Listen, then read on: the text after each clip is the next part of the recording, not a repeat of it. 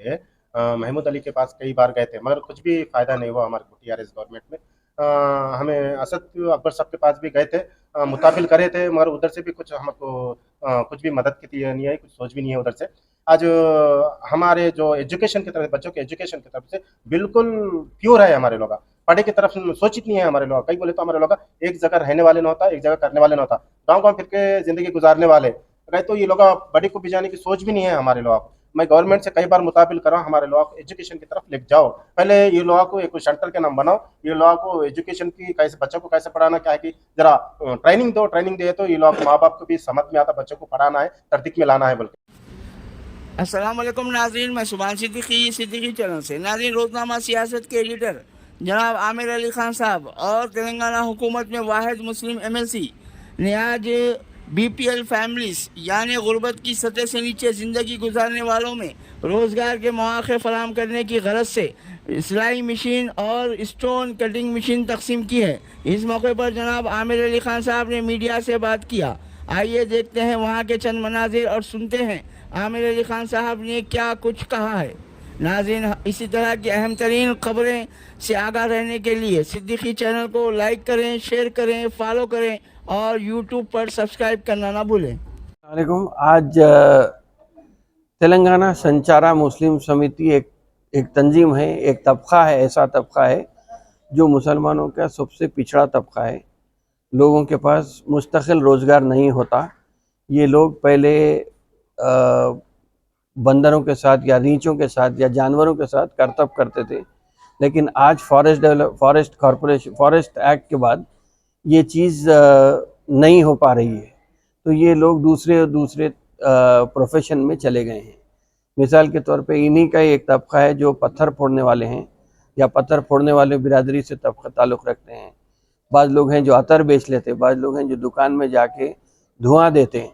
और ऐसा ही रमज़ान में या उर्स के टाइम पे दरगाहों के पास जो करतबबाजी होती है या कोई भी दूसरे काम होते हैं, इनफॉर्मल सेक्टर में ये लोग अपनी ज़िंदगी गुजार रहे हैं। और चूँकि समाज के बिल्कुल निचले तबके से आते हैं, इनकी मदद करने का एक बेड़ा उठाया था समझिए मैं, कि कोशिश ये थी कि इनको अपने जो भी प्रोफेशन है उनका उसी में पहले तक़वियत देने के लिए, एक ताकत पहुंचाने के लिए आज मशीनों की तकसीम अमल में आई। मैं ख़ुद इनकी बिरादरी से मिलने के लिए परगी गया, वखारबाद डिस्ट्रिक्ट में खम्मम गया, जनगांव करीमनगर गया, और निज़ामाबाद में भी इनके तबके के लोग मिले। बहरहाल हर तेलंगाना के हर ज़िले में ये लोग यहाँ पे मौजूद हैं।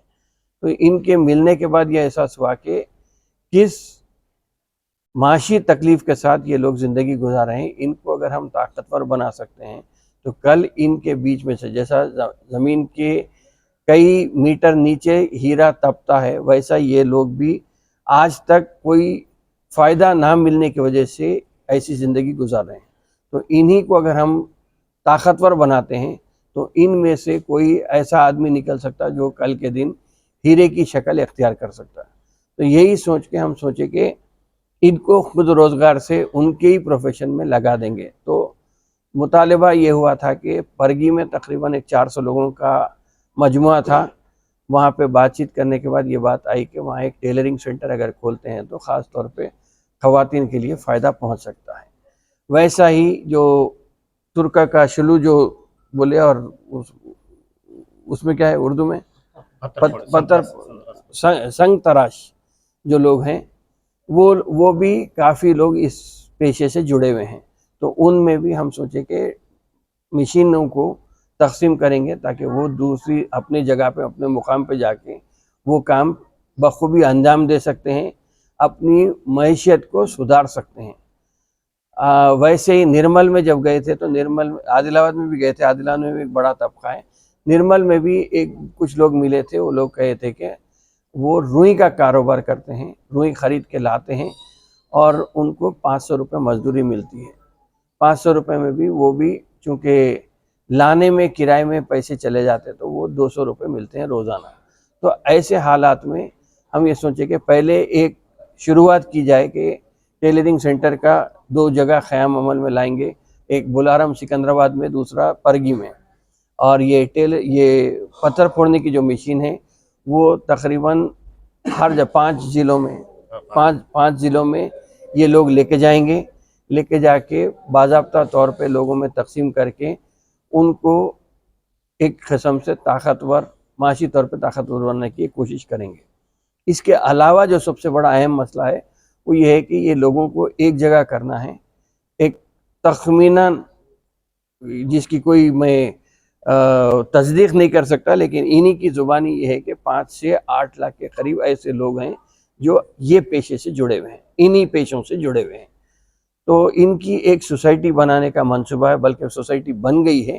सोसाइटी में ये लोग मेंबर बनेंगे, मेंबर बने बाद एक जगह जमा होंगे, जमा हुए बाद उनकी तरक्की के लिए एक कलेक्टिव काम करने का मंसूबा है। किस तरह हो सकता है, ज़ाती तौर पे क्या हो सकता है, सरकारी तौर पे क्या हो सकता है, इसको देख के ये लोगों को बहरहाल इनको माशी तबके से माशी ताकतवर बनाने के लिए जो फिल वक़्त समाज के नीचे तबके में हैं, उनको उनकी ज़िंदगी को ऊपर लाने या बेहतर बनाने की एक जस्तजू है। मैं समझता हूँ कि इंशाअल्लाह ताला इसके बाद उनके भी लोग मेंबर बनेंगे सोसाइटी के, हम भी आहिस्ता से इसमें तरक्की करते हुए आगे बढ़ सकते हैं। जो लोग आप बोलिए। महमूद अली के पास कई बार गए थे मगर कुछ भी फ़ायदा नहीं हुआ हमारे को टीआरएस गवर्नमेंट में। हमें असद अकबर साहब के पास भी गए थे, मुताबिल करे थे, मगर उधर से भी कुछ हमको कुछ भी मदद की नहीं आई, कुछ सोच भी नहीं है उधर से।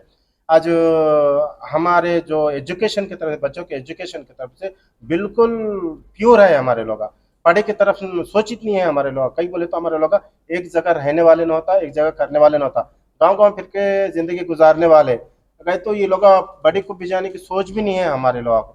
मैं गवर्नमेंट से कई बार मुताबिल करा, हमारे लोग को एजुकेशन की तरफ ले जाओ, पहले ये लोगों को एक सेंटर के नाम बनाओ, ये लोगों को एजुकेशन की कैसे, बच्चों को कैसे पढ़ाना क्या है कि जरा ट्रेनिंग दो। ट्रेनिंग दे तो ये लोग माँ बाप को भी समझ में आता, बच्चों को पढ़ाना है, तरदीक में लाना है। बल्कि पहले हमारे पास ही कुछ नहीं है, बच्चे को कहाँ पढ़ाते हैं।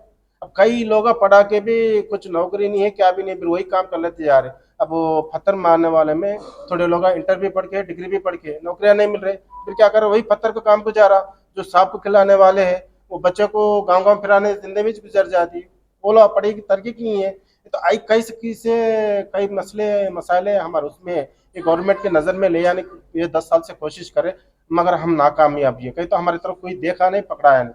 अब जो आमिर अली खान साहब है, हम मिले थे, बातचीत करे साहब से, साहब हमारी हालत ऐसी है, हमारी माशरी हालत ऐसी, कुछ आप हमारे एक जरिया बन के हमारे को आगे बढ़ाओ, हमारे को एक रास्ता दिखलाओ। बोल को हम साहब के पास आए, अल्हम्दुलिल्लाह अल्लाह का शुक्र है, वही काम हमारे को साहब आगे ले आते भी, वही रास्ता दिखलाने की कोशिश चल रही साहब को, हमारे को माशरी हालत से मजबूत करने की कोशिश कर रहे। साहब क्या क्या करना है, कैसे कैसे चलना है, करने का थोड़ा तफसील से हमारे को बताए। थोड़ा हल्का हल्का ऐसा ऐसा कहेंगे, एकदम खुद ना बोले तो भी अपने से कुछ नहीं। थोड़ा गवर्नमेंट से क्या आना है आपको, मैं पर्सनली से क्या करना है, ये दो भी साहब हमारे को तफसील से बात बताया था।